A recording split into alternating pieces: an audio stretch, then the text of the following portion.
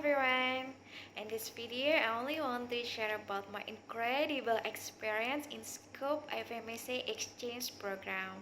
Someone says that don't know so don't love. Therefore, let me introduce myself first. My name is Rizky Azari Permatasari Putri, such a long name, but teman-teman cukup panggil aku dengan nama Ajeng atau Permata. Halo, kenalkan namaku Diana, aku dari CIMSA UGM.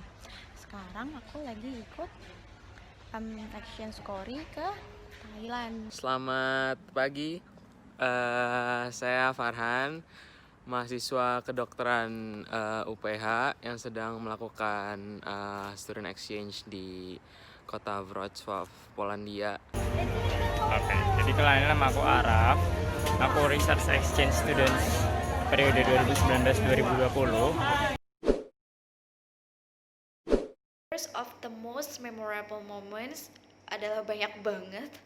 Terutama adalah aku bisa belajar how to respect patient jika sesuatu berjalan tidak sesuai dengan harapan, how to calm the children's patient, terutama kalau pasien anak-anak ini yang sedang menangis, bagaimana menenangkan mereka sehingga para dokter bisa memeriksakan mereka, berdiskusi tentang semua jenis penyakit yang aku temukan di Bangsal. Jadi ada banyak hal-hal terbaik dan berkesan yang aku dapatkan selama exchange.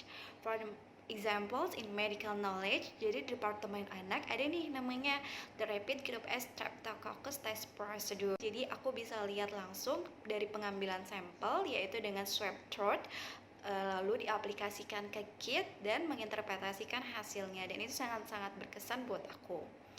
Dan selanjutnya di ED Emergency Department, it was the first time I saw the automated CPR device yang diaplikasikan langsung ke pasien. Waktu itu pasiennya ada di trauma room. Di ED semua orang sibuk, aku nggak bisa akses medical record guys. Aku hanya bisa bertanya kepada dokternya. Dan di situ walaupun awalnya mungkin takut tanya, tapi dengan kita berani bertanya, percaya diri aja, mereka justru akan semakin terbuka. Ini pasien ceritanya seperti apa, sudah diberikan obat apa, terus rencananya seperti apa, bagaimana prognosisnya, kayak gitu. Menarik sih, benar-benar menarik dan worth it.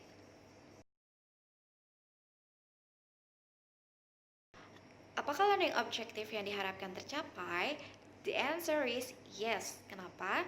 Karena aku berusaha cari solusi gimana caranya tetap dapat banyak ilmu walaupun ada hambatan bahasa. Sebab para dokter berkomunikasi dengan pasiennya menggunakan bahasa ibu mereka, yaitu bahasa Mandarin. Akhirnya aku aktif untuk selalu minta diterangkan kembali dalam bahasa Inggris.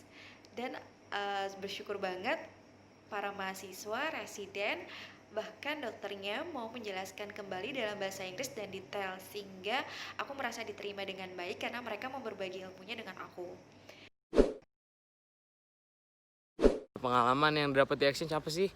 Kalau di exchange ya yang pasti banyak lah pengalamannya. Selain dapat pengalaman studi akademis, juga banyak pengalaman secara kehidupan, moral. Banyak lah kan ketemu berbagai macam orang dari berbagai macam negara dengan berbagai macam latar belakang dan juga kultur. Terus yang pasti kalian juga kan bakal sharing banyak dengan mereka-mereka ini. Nah, selanjutnya aku dapat banyak pengetahuan nih tentang perbedaan sistem kesehatan yang ada di Indonesia dan di Taiwan. Dan kalau di Indonesia, general practitioner atau dokter umum bisa buka klinik sendiri, di mana bisa bekerja sama dengan BPJS atau mandiri.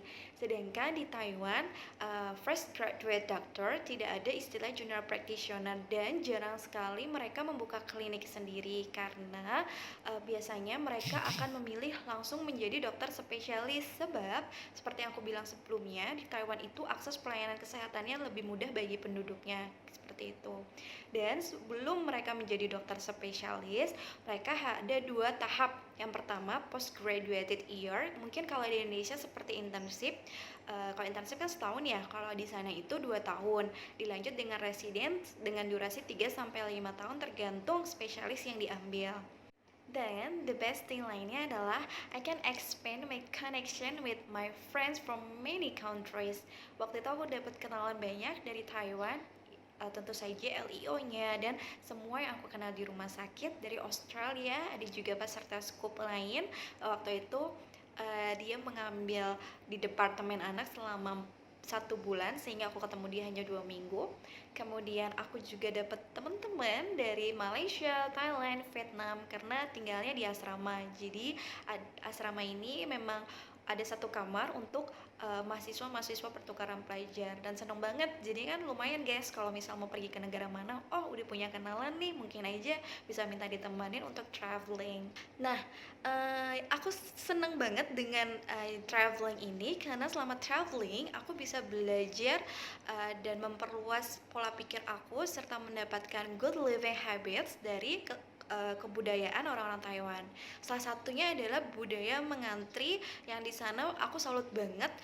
Dari budaya mengantri kita benar-benar bisa belajar bagaimana yang paling utama adalah respect terhadap satu sama lain. Selain yang kedua adalah sabar. Dan mungkin Indonesia harus mulai belajar untuk membudayakan antri, teman-teman. Dan selain itu juga yang aku suka adalah di sana mudah banget untuk mengakses transportasinya. Di sana hanya ada 1 kartu namanya Easy Card.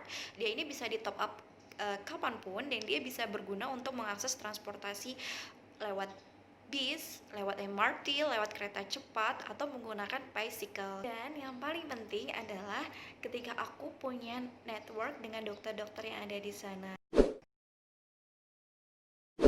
Aku lakukan adalah sharing seperti ini tentang segala ilmu pengetahuan dan pengalaman yang aku dapetin dari Taiwan atau destination country kepada teman-teman, terutama teman-teman sejawat di masa depan, dengan harapan dapat memberikan semangat dan sedikit inspirasi untuk teman-teman selanjutnya dapat mengeksplor kemampuan sesungguhnya dari teman-teman melalui program Scope ini.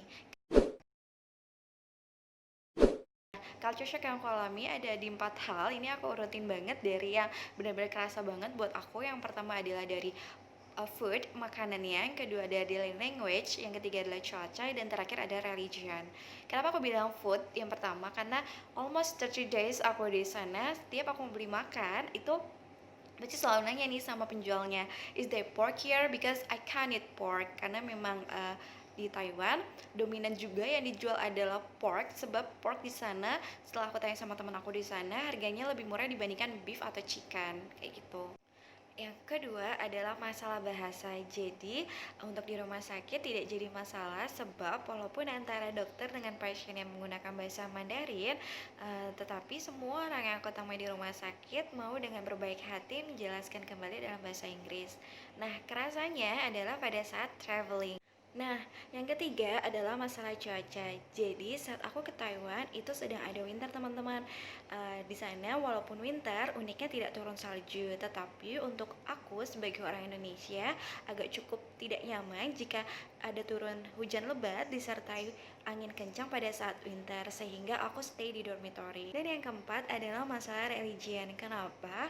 Karena penduduk Taiwan mayoritas beragama Buddha, sedangkan agama Kristen maupun Islam termasuk agama minoritas, sehingga buat aku yang muslim agak kesulitan untuk mencari tempat ibadah.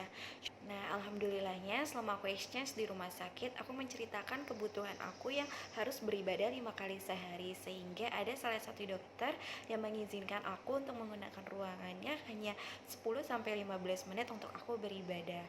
Dan karena aku cukup penasaran dengan masjid yang ada di Taiwan, akhirnya aku memberanikan diri nih traveling sendirian ke Taipei Grand Mosque. Nah, jadi Taipei Grand Mosque ini adalah Taiwan's first formal Muslim mosque dan pusat ibadah Islam paling penting di negara Taiwan.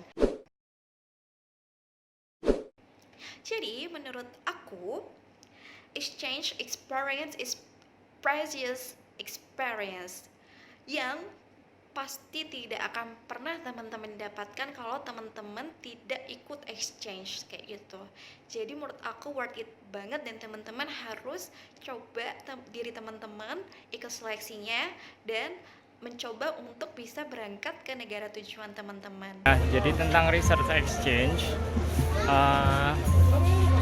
mungkin testimoni dari aku adalah kalian mesti ikut cobain join research exchange, karena di sana banyak banget pengalaman yang bisa kalian dapat dari akademik maupun non akademik. Terus kalian bisa juga punya teman-teman dari negara lain, terus punya relasi yang banyak, terus juga ngerasain belajar di atmosfer internasional dan lain sebagainya. Kalau sepengetahuanku sih, exchange Shimsa tuh ada kayak sistemnya tuh pakai poin gitu. Jadi kalau misalkan kamu apply di suatu negara, nanti negara itu punya poin. Makin banyak peminatnya, berarti nilainya makin tinggi. Nah, kamu bisa ngumpulin poinnya tuh dari keaktifan kamu di akademik maupun di organisasi. Jadi kalau misalkan kamu pengen banget nih ikut, menurutku saran terbaiknya adalah banyak-banyak aktif di Cimsa atau di banyak-banyak berprestasi secara akademik. Terus nanti tinggal dilihat-lihat nih negara mana yang kira-kira cocok sama kondisi kamu. Terus dicari-cari dulu infonya nanti sebelum wawancara terutama. Terus bidang apa yang kamu minatin. Jangan sampai nanti malah kamu pilih yang keren aja tapi kamu malah nggak suka topiknya gitu. Nah, jadi kalau untuk tips and trick sendiri untuk gimana sih keterima exchange itu, kalau dari saya pribadi sebenarnya yang pertama kan buat milih negara itu ya pinter-pinter lah. Kalian survei dulu negaranya mau apa, cari tahu negaranya, terus kan dipilih kan berdasarkan selain favoritnya negara tersebut, kategori, bagai macam lah, kalian ntar harus lihat sendiri. Kalau misalkan mau ke luar negeri, mending siapin semuanya dengan baik. Kayak misalkan dari visa, aku hampir ngeresket jadwal exchange gara-gara visa belajar aku dokumennya ditolak. Jadi siapin visa sebaik mungkin, jangan sampai ada yang ketinggalan atau kelewatan dokumennya. Terus alokasiin waktu mungkin sekitar sebulan atau 2 bulan buat bikin visa, karena takutnya itunya ditolak kan dokumennya. Oke, gitu doang sih. Oke, jadi mungkin itu aja dari aku.